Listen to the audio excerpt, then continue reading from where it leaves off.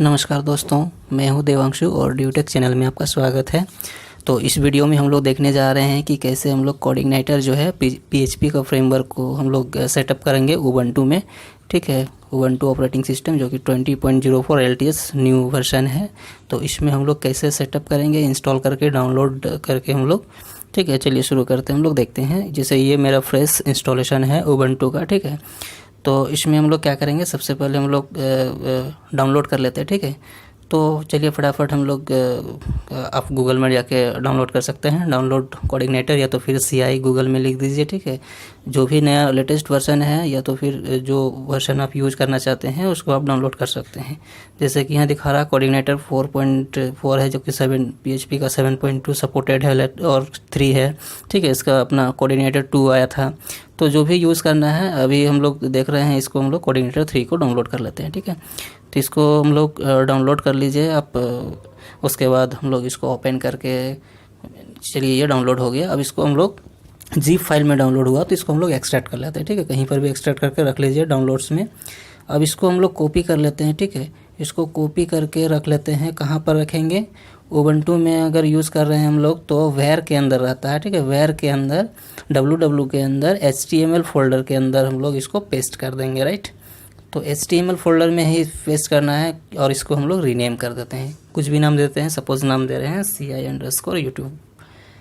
ठीक है, तो ये फोल्डर हम लोग को HTML के अंदर रखना है, जिसके अंदर 3 फोल्डर आता है, एप्लीकेशन, सिस्टम और यूज़र गाइड और कुछ कुछ जो फाइल्स है ये रहता है। ठीक है, इसका आर्किटेक्चर भी देखना है तो हम लोग देखेंगे इसमें मॉडल, व्यू और कंट्रोलर MVC फ्रेमवर्क है।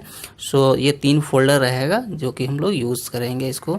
ठीक है, कैसे सेटअप करेंगे, तो MVC जो होता है MVC, ठीक है, M से मॉडल, V से व्यू, C से कंट्रोलर। तो ये आर्किटेक्चर जो है, इसीलिए फ्रेमवर्क है जिसमें हम लोग यूज़ कर सकते हैं। अगर इसके बारे में आपको ज़्यादा ही जानकारी चाहिए तो कमेंट कर सकते हैं, इसमें हम लोग एक नया वीडियो कर देंगे। ठीक है, चलिए विजुअल स्टूडियो कोड या कोई भी एडिटर में हम लोग इसको ओपन कर लेते हैं। ठीक है, ओपन फोल्डर करके अब ब्राउज़ कर लीजिए फाइल कहाँ पर है। ठीक है, जो भी फोल्डर हम लोग रखे थे www के अंदर, HTML के अंदर, उस फोल्डर को ओपन कर लेते हैं।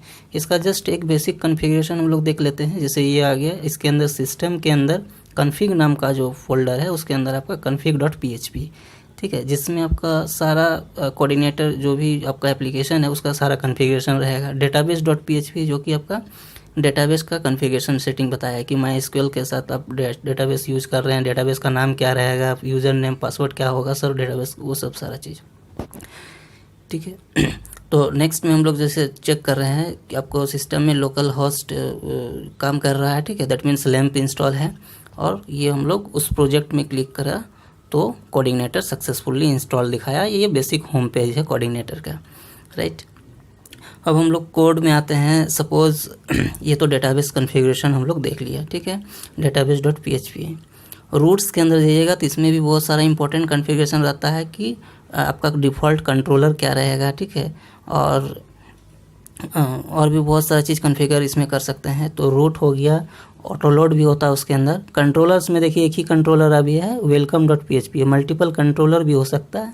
तो कंट्रोलर के अंदर एक इंडेक्स नाम का फंक्शन है जो कि क्या कर रहा है, व्यू को लोड कर रहा है। That means view welcome message ये पेज है। ठीक है, ये HTML पेज है, इंडेक्स फंक्शन के अंदर व्यू को कॉल कर रहा है। ठीक है, तो व्यू कहाँ मिलेगा, व्यूज़ नाम का फोल्डर है, उस फोल्डर में जाएंगे हम लोग और वेलकम मैसेज ये सिर्फ लिखा हुआ, दैट मीन्स वेलकम मैसेज.php इस पेज को कॉल करेगा। ठीक है, अब ये जो भी आपका डिज़ाइनिंग करा हुआ है यहाँ पर आप दूसरा अगर कुछ लिखते हैं। ठीक है, सपोज़ हम लोग एक टेस्ट कर लेते हैं।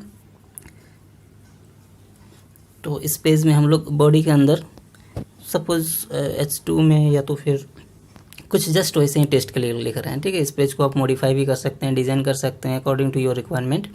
सपोज़ लिखें हेलो यूट्यूब फ्रेंड्स।